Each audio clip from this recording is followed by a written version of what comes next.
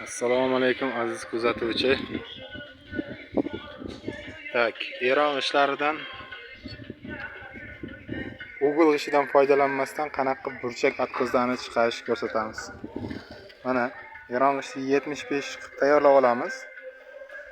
Ya'ni buni uzunligi 20 bo'lgandan keyin o'zini burchagini hisobga olganda 12 sm qilib tayyorlab olamizda buni.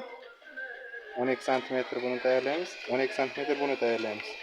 Google majdan terib chiqaraveramiz.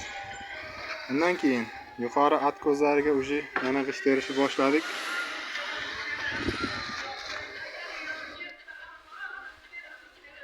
Har doimgidek pastiga apalka qo'yib olamiz, eshikka. Apalkasini qo'yib olamizda. Ustiga teshib mana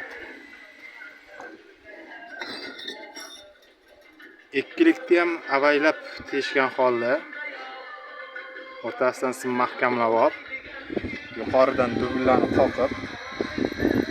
qoqib, o'sha dubullarga o'rab chiqamiz.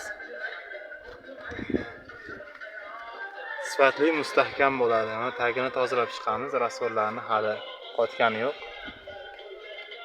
Yaxshilab bir tozalab artib chiqamiz. Xudo xolasa, cho'tka bo'ladi.